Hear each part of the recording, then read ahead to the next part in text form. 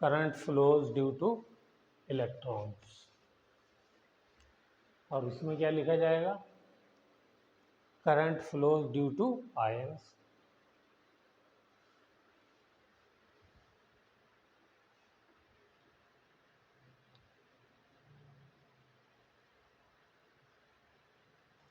ठीक है, इसके अंदर नो केमिकल रिएक्शन, मेटेलिक के अंदर कोई भी केमिकल रिएक्शन नहीं होता। और केमिकल रिएक्शन कौन से वाले होते हैं, या तो ब्रैकेट में लिख लीजिए डीकम्पोजिशन होता है, या फिर डिपोजिशन होता है, डिपॉजिट होता है मेटल, या गैस इवॉल्व होती है। तो ये कोई भी काम यहाँ पे नहीं होता मेटल के अंदर, और इलेक्ट्रोलाइटिक कंडक्टर्स के अंदर ये होता है, तो इसको लिख लीजिए।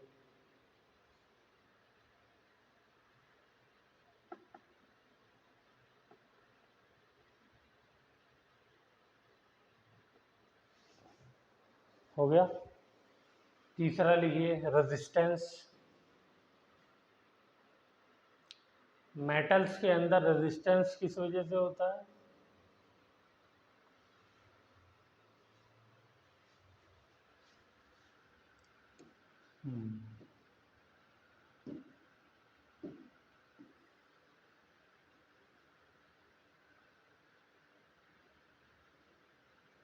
मान लीजिए मेरा कंडक्टर है,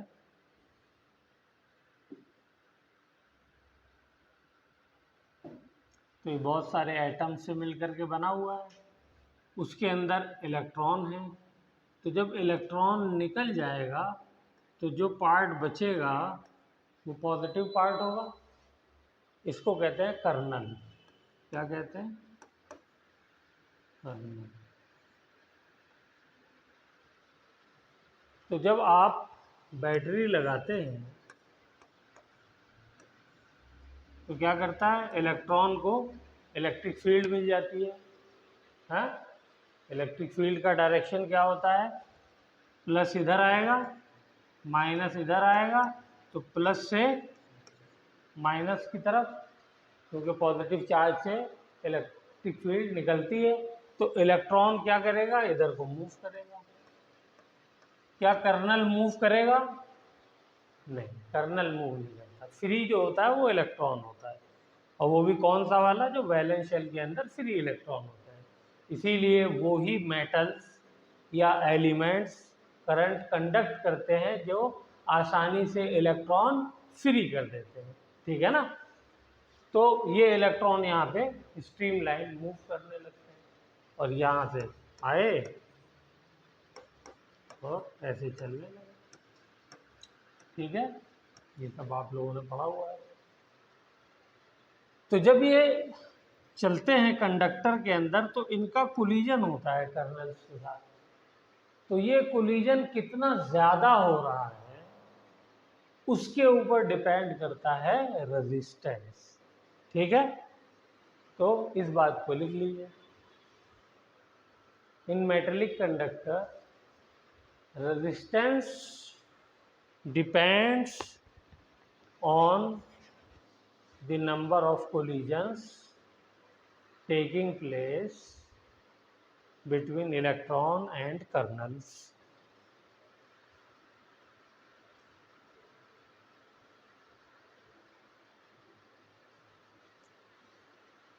Between electron and kernel। हो गया। अब एक चीज़ बता दीजिए, अगर मैं टेम्परेचर बढ़ाऊं तो नंबर ऑफ कोलिजन्स बढ़ेंगे या घटेंगे, बढ़ जाएंगे। क्यों, क्योंकि उसको थर्मल एनर्जी मिलेगी, तो वो ज़्यादा वाइब्रेट करेगा। कर्नल भी तो अपनी जगह पर एक जगह रहेगा नहीं, शांति से वाइब्रेट करेगा। वाइब्रेट करेगा तो फिर क्या करेगा, इलेक्ट्रॉन से कोलिजन होने की प्रोबेबिलिटी बढ़ जाएगी। इसी वजह से टेम्परेचर इंक्रीज करने पे मेटेलिक जो है, मेटल्स जो हैं, उनका रेजिस्टेंस इंक्रीज हो जाता है। ये पॉइंट जो है बहुत इंपॉर्टेंट है, ठीक है। अभी तक जितने पॉइंट लिखवाए हैं उसमें सबसे इम्पोर्टेंट पॉइंट यही है। इसको डिटेल में विद डेरिवेशन आप लोग फिजिक्स में पढ़ेंगे करंट इलेक्ट्रिसिटी के।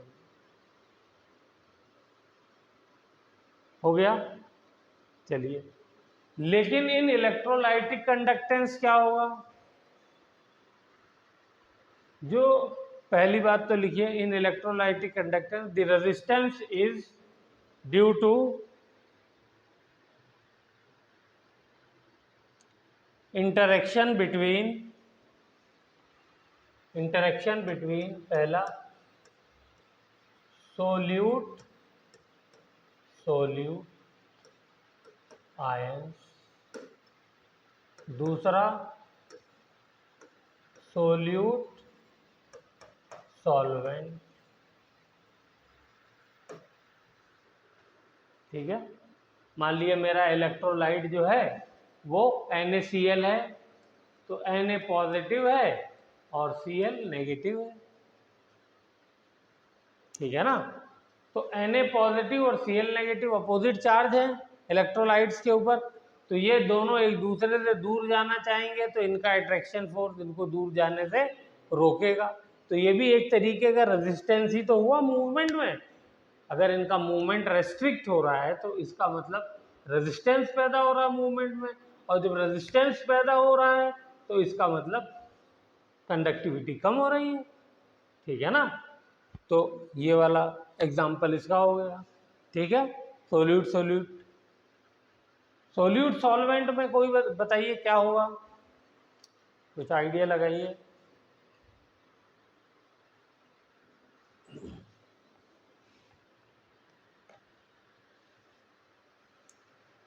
सोल्यूट सॉल्वेंट में देखिए क्या होगा। मान लिए मेरा Na पॉजिटिव है, तो इसको क्या करेंगे, वाटर मॉलिक्यूल हर तरफ से सॉल्वेट कर लेंगे ना। इसको क्या कहते हैं, सॉल्वेशन।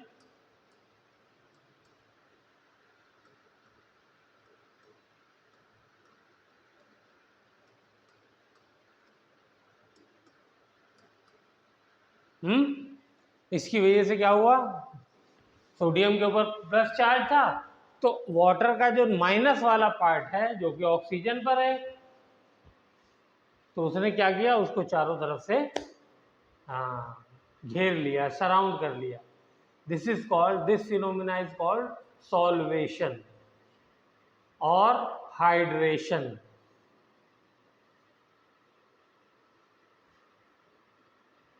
और इसकी वजह से large amount of energy release होती है। कितनी large amount of energy release होती है, उस एनर्जी को हम लोग सॉल्वेशन एनर्जी और हाइड्रेशन एनर्जी कहते हैं।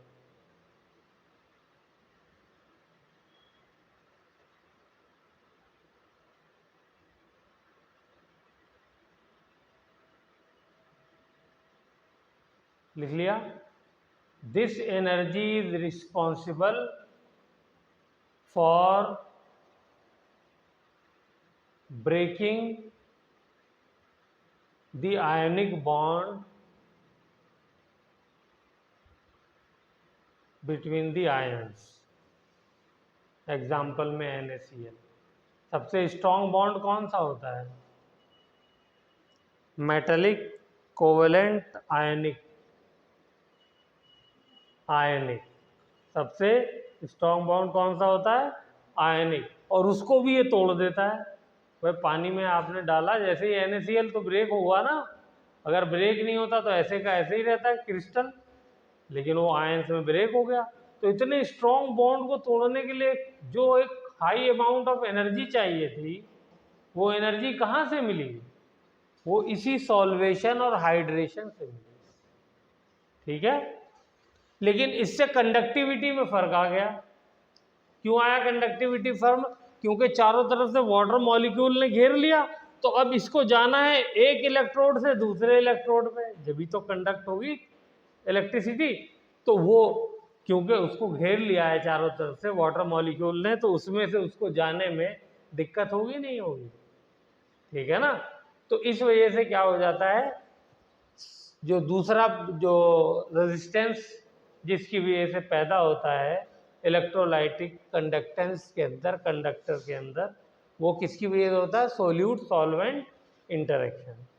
क्लियर हो गई बात? तीसरा इसमें और फैक्टर लिखिए, तीसरा फैक्टर सॉल्वेंट सॉल्वेंट। तीसरा फैक्टर कौन सा है?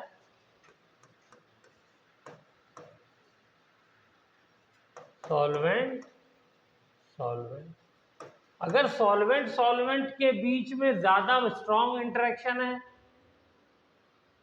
तब भी तो उसके बीच में से आयंस का जाना मुश्किल हो जाएगा। मान लो एक ही सोडियम आयन को आपको पानी में से भेजना है, उसी सोडियम आयन को आपको ग्लिसरीन में से भेजना है, तो किस में से जाएगा? मुश्किल से ग्लिसरीन में से मुश्किल जाएगा ना। वहाँ रेजिस्टेंस ज़्यादा, विस्कोसिटी ज़्यादा है, तो वहाँ पे मुश्किल फेस करेगा।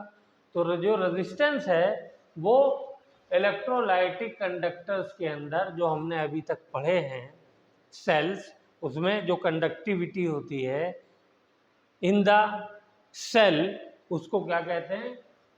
इलेक्ट्रोलाइटिक कंडक्शन कहते हैं। और वो जो कंडक्ट कर रहा है इलेक्ट्रिसिटी, वो कौन कर रहे हैं? आयंस कर रहे हैं। तो वो किस चीज़ पे डिपेंड कर रहे हैं? वो डिपेंड कर रहे हैं कि सोल्यूट सोल्यूट के बीच में इंटरेक्शन कितना ज़्यादा है, कितना कम है, सोल्यूट सॉल्वेंट के बीच में कितना कम ज़्यादा है, सॉल्वेंट सॉल्वेंट के बीच में। या यूँ कह सकते हैं कंडक्टिविटी इनवर्सली प्रोपोर्शनल किसके होती है? रेजिस्टेंस के होती है। एक्चुअल वर्ड कंडक्टेंस है। कंडक्टेंस बढ़ेगा तो रेजिस्टेंस कम हो जाएगा, रेजिस्टेंस बढ़ेगा तो कंडक्टेंस कम हो जाएगा। इतनी बात क्लियर हो गई? तो ये 3-4 पॉइंट थे। अच्छा, एक और वहाँ पे हमने जो पॉइंट लिखा था रेजिस्टेंस के अंदर कि वो टेम्परेचर बढ़ाने पे रेजिस्टेंस मेटेलिक कंडक्टर्स के अंदर बढ़ता है। इसके अंदर क्या ख्याल है? बोलो। है? क्यों? बॉन्ड तो ब्रेक ही ऑलरेडी। किसकी काइनेटिक एनर्जी बढ़ जाएगी? आयंस की।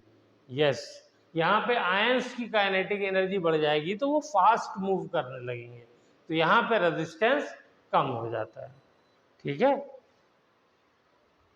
यहाँ पे रेजिस्टेंस क्या हो जाएगा? कम हो जाएगा।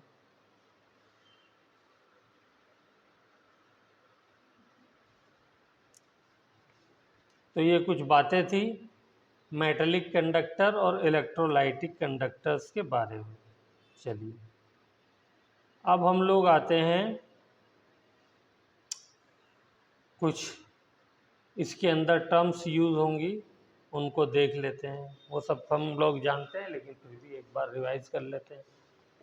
तो पहली टर्म हमको पढ़नी है रेजिस्टेंस।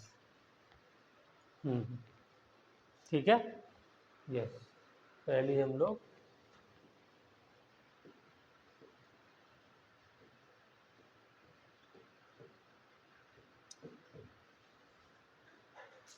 किसी को फॉर्मूला याद है रेजिस्टेंस का? रो किसको रो ला रहा है? L/A। बताइए, याद है ये? कंडक्टर की लेंथ कितनी है, उसका एरिया कितना है? लेंथ और एरिया होता क्या है कंडक्टर का?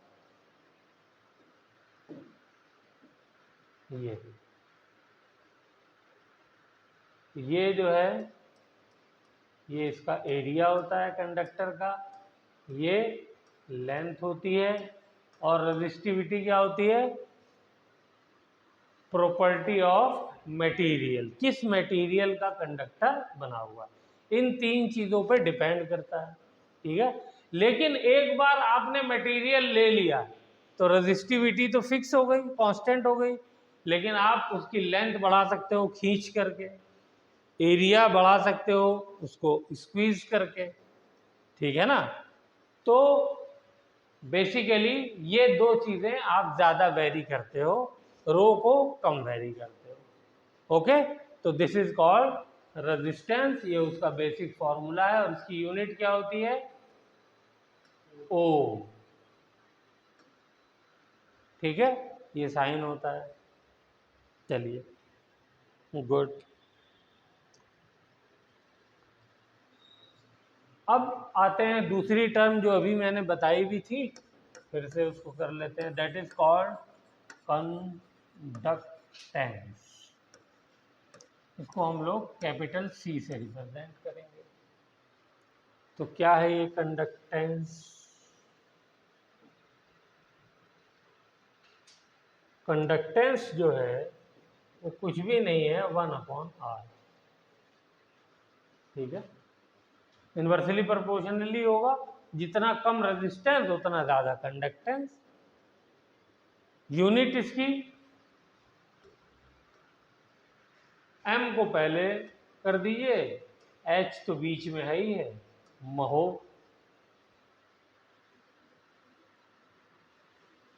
ठीक है, सिंबल के फॉर्म में लिखेंगे तो ओम इनवर्स आ जाएगा, ये सिंबल है इसका।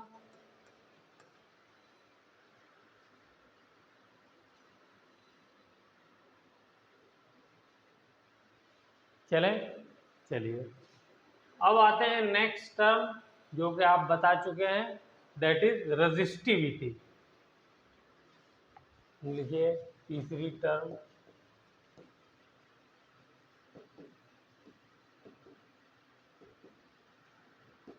उसका क्या है? सिंबल रो। रो का फॉर्मूला क्या बन जाएगा बेटा? Rho is equal to R resistance हो गया इनटू ए अपॉन एल।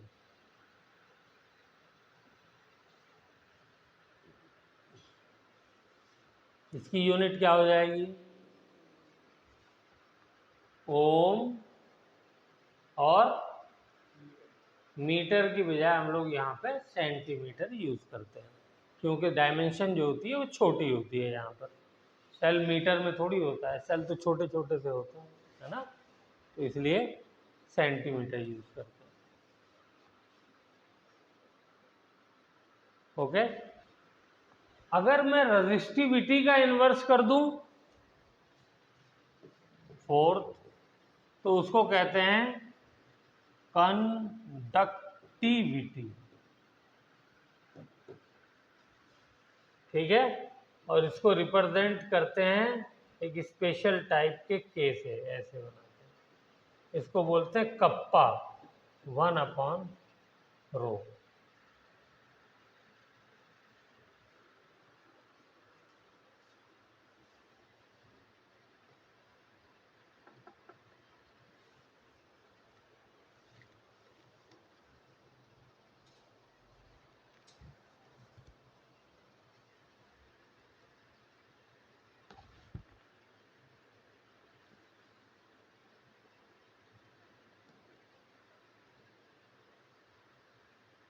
लिख लिया?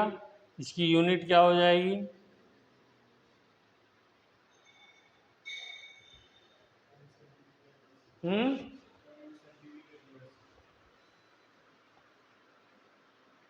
कंडक्टिविटी की यूनिट हो जाएगी,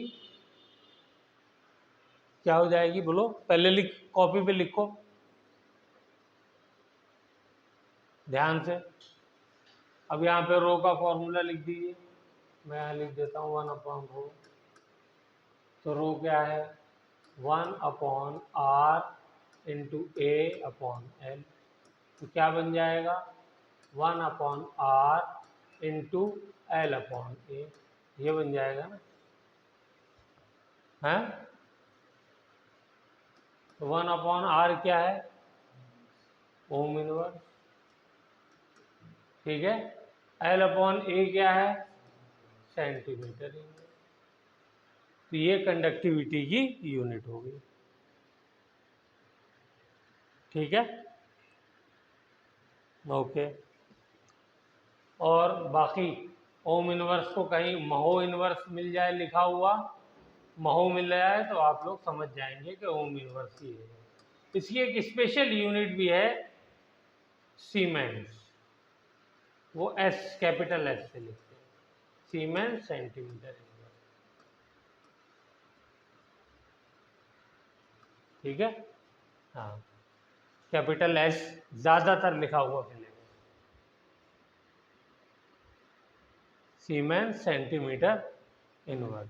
चलिए, तो यहाँ पर हम लोग जो है, अच्छा एक चीज़ और बस लास्ट, फिर अगली बात करते हैं। तो ये कंडक्टिविटी हो गया मेरा, एक लाइन और लिख दें तो कंडक्टिविटी को मैं दोबारा से लिख रहा हूँ, 1/ρ is equal to 1/r into L/A। इतना तो सबने लिख लिया है। क्या मैं कंडक्टिविटी के कप्पा, इसको मैं लिख सकता हूँ 1/r क्या है, कंडक्टेंस, इसकी जगह मैं कंडक्टेंस लिख देता हूँ, इंटू L/A क्या है, सेल कांस्टेंट।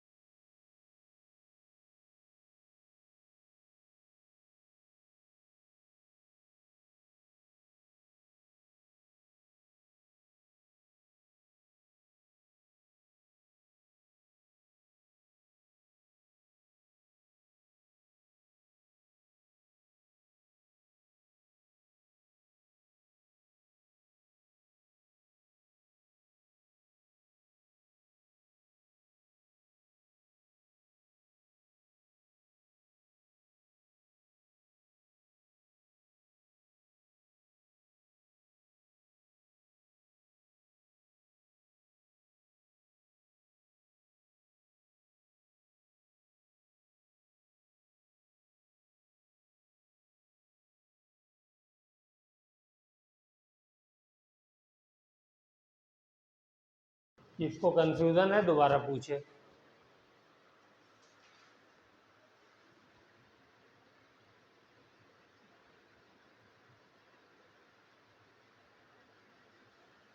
पक्का एकदम क्लियर है? ये सेंटीमीटर क्यूब ऊपर जाने के बाद सीमेंस सेंटीमीटर इनवर्स इंटू 1/मोल और इंटू सेंटीमीटर क्यूब। तो पावर ऐड होती है मल्टीप्लाई होने पे, ये माइनस है ये प्लस है तो 2 बच जाएगा और वो 2 आ गया। ठीक है ना? चलिए अब आते हैं हम लोग, लिखिए इक्विवेलेंट कंडक्टिविटी। ये तो मोलर हो गया, अब वो आ गया इक्विवेलेंट कंडक्टिविटी।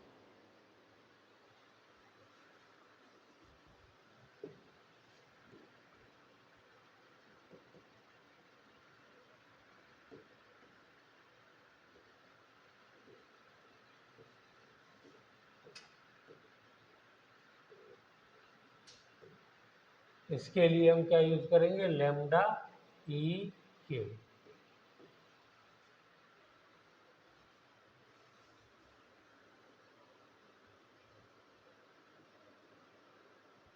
ठीक है, लिखिए it is the conductance due to all the ions present in that volume of solution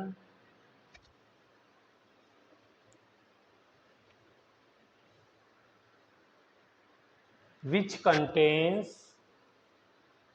बिल्कुल सेम डेफिनेशन है।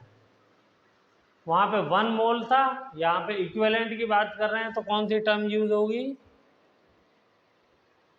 1 ग्राम इक्विवेलेंट। क्या यूज होगी? 1 ग्राम इक्विवेलेंट। और ग्राम इक्विवेलेंट का फॉर्मूला मैंने कराया था बहुत अच्छे से, कोई बताएगा क्या होता है? Equivalent weight divided by valence, नहीं, equivalent weight, sorry, weight upon equivalent.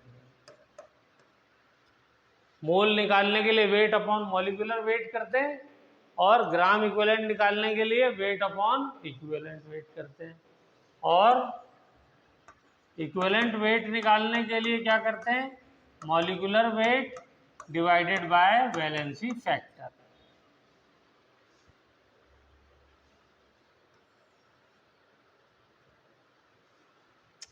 तो इसका फॉर्मूला हो जाएगा equivalent conductivity is equal to kappa into volume. ये कौन सा वॉल्यूम है? वो वॉल्यूम है जिसके अंदर 1 ग्राम इक्विवेलेंट इलेक्ट्रोलाइट मौजूद है। लिखिए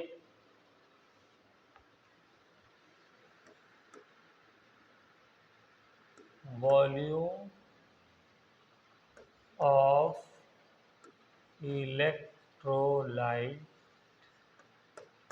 having 1 gram equivalent of electrolyte।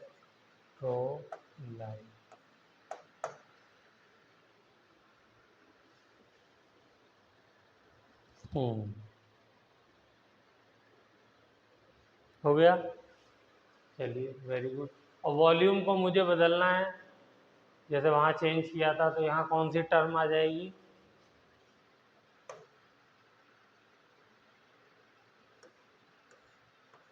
कौन सी टर्म आएगी बताइए? Kappa into 1000 upon normality. Gram equivalent normality में यूज होता है ना? अगर नहीं याद है तो मैं याद करा देता हूँ।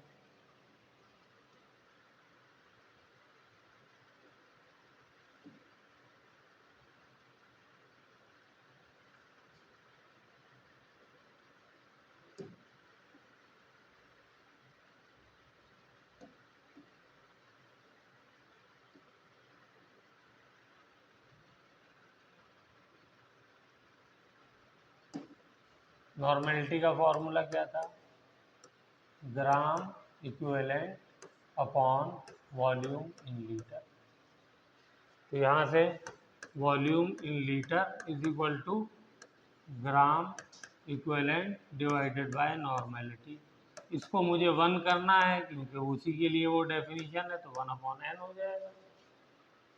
ये लीटर में है, मुझे ml में करना है, तो क्या करूँगा, 1000 से मल्टीप्लाई कर दूंगा बस।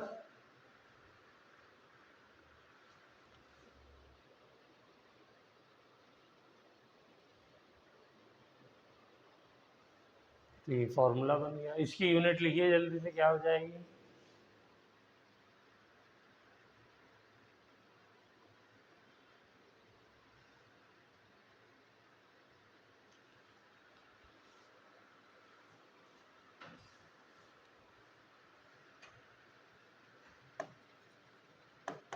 कप्पा की तो यूनिट सेम रहेगी, सीमेंस सेंटीमीटर इनवर्स। नॉर्मेलिटी की क्या यूनिट थी,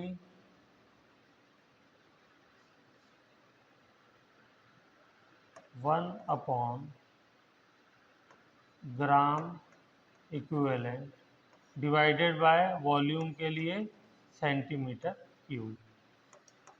तो सेंटीमीटर क्यूब से 1 कट जाएगा, 2 हो गया, सीमेंस सेंटीमीटर स्क्वायर ग्राम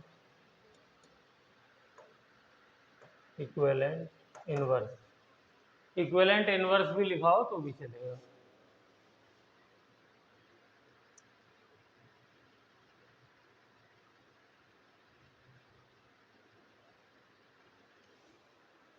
हो गया, चलिए ज़रा इसकी वैल्यू निकाल के दिखाइए। तो लैम्डा m अपॉन लैम्डा ई क्या आएगा, निकालिए।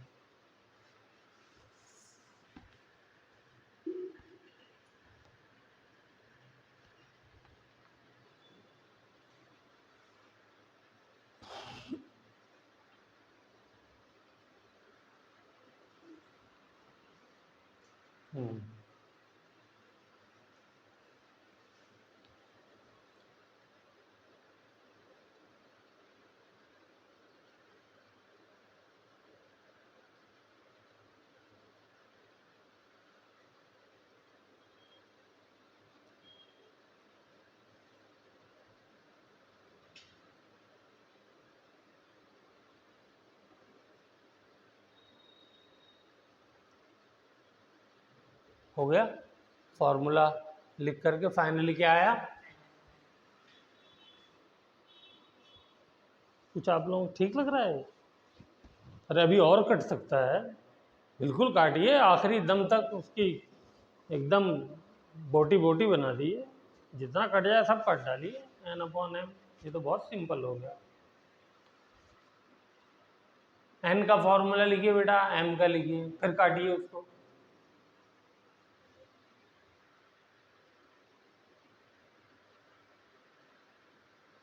देखो ये आएगा, तो यहाँ तक काटना है इसको, बैलेंसी फैक्टर आएगा।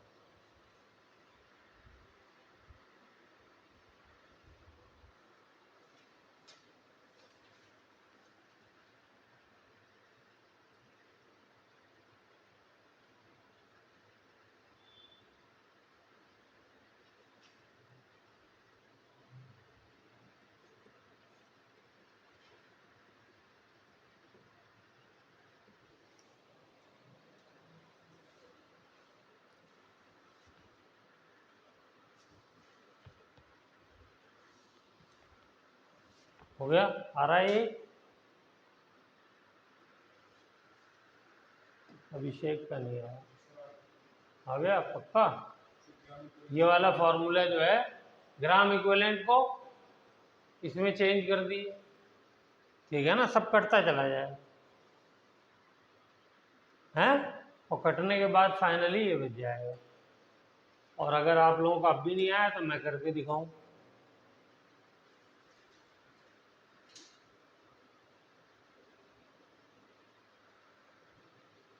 ठीक है, चलिए अब एक आध न्यूमेरिकल कर लेते हैं। लिखिए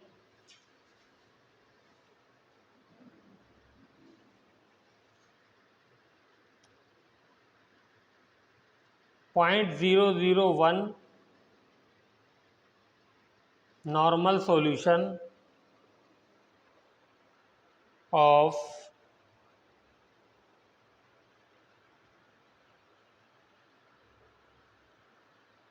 MgCl2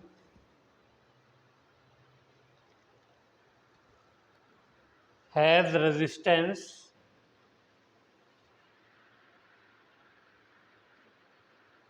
of 200 ohm at 300 Kelvin.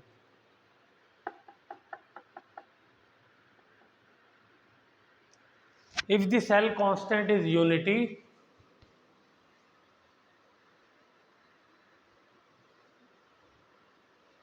find equivalent conductivity.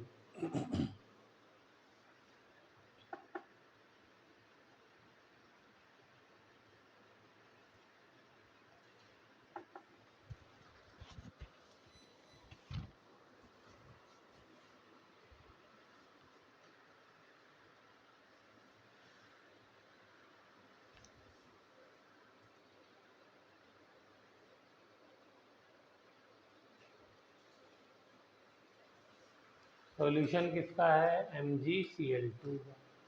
Normality कितनी है? 10⁻³ नॉर्मल। रेजिस्टेंस कितना है? बोलिए 200 ओम। सेल कांस्टेंट कितना है? L/A unity 1। सेल कांस्टेंट की यूनिट क्या होती है? Centimetre inverse. तो अब क्या करना है?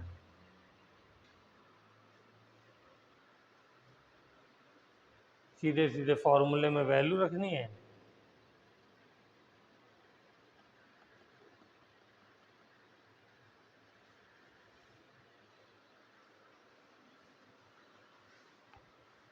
इक्विवेलेंट कंडक्टिविटी का फॉर्मूला क्या है? Kappa into 1000/n। तो n तो मुझे पता है, कप्पा नहीं पता, तो सबसे पहले कप्पा निकालो। कप्पा का फॉर्मूला लिखिए। कप्पा का फॉर्मूला क्या है? Conductance into cell constant. बोलो, कंडक्टेंस मतलब 1/r, सेल कांस्टेंट मतलब L/A। तो 1/r कितना हो जाएगा? 1/200 इंटू L/A तो 1 है ही। तो आंसर क्या आ जाएगा? बोलिए 0.200 से डिवाइड करिए भाई, तो 005। सही कर रहा हूं मैं?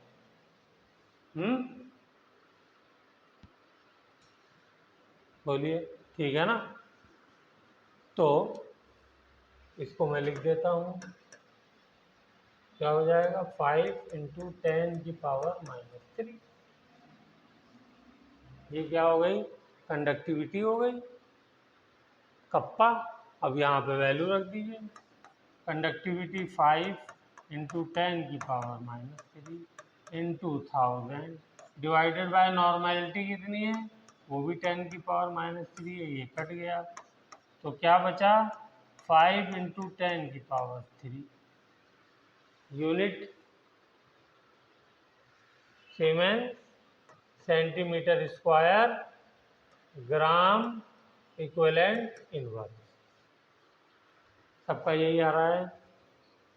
बहुत सिंपल सा क्वेश्चन था, फॉर्मूला खाली यूज करना सीखना था। चलिए क्वेश्चन और करते हैं।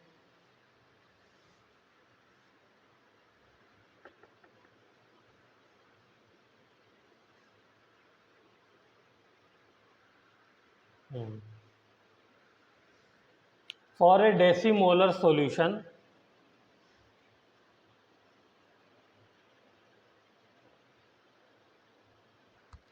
resistance is 3.2 ohm.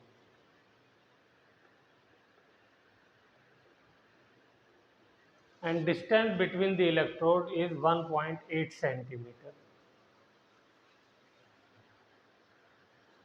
Area is 5.4 centimeter square.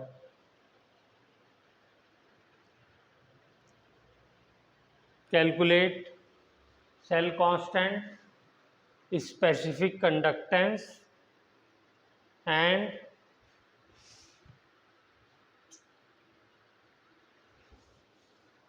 molar conductivity.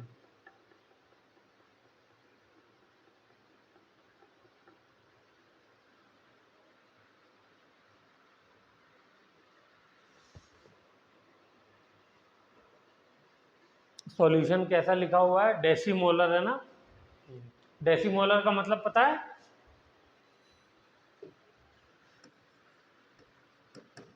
बोलिए। डेसीमोलर मीन्स मोलैरिटी डिवाइडेड बाय, हाँ, length. Distance between the electrode दिया हुआ है 1.8 सेंटीमीटर और एरिया दिया हुआ है 5.4 सेंटीमीटर स्क्वायर।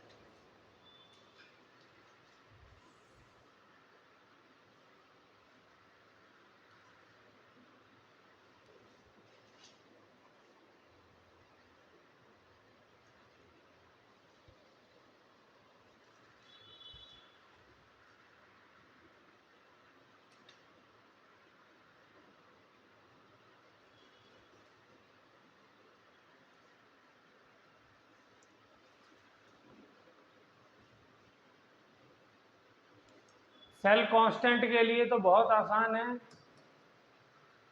क्या करना है? L अपॉन A करना है। L की वैल्यू है 1.8, A की वैल्यू दी हुई है 5.4। आंसर आ गया 1/3। ठीक है। स्पेसिफिक कंडक्टेंस का फॉर्मूला क्या है? स्पेसिफिक कंडक्टेंस किसको बोलते हैं? कप्पा को। 1/R into L upon A। तो L अपॉन A निकाल लिया, रेजिस्टेंस दिया हुआ है तो 1/R कर दिए, आ जाएगा वो भी। तो molar conductivity lambda m is equal to kappa into 1000 upon molarity.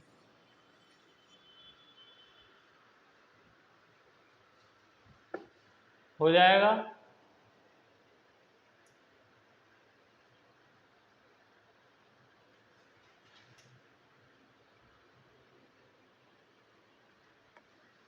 चलिए, तो यहाँ पे लेक्चर को स्टॉप करते हैं। एक आध लेक्चर में ये हमारा चैप्टर फिनिश हो जाएगा।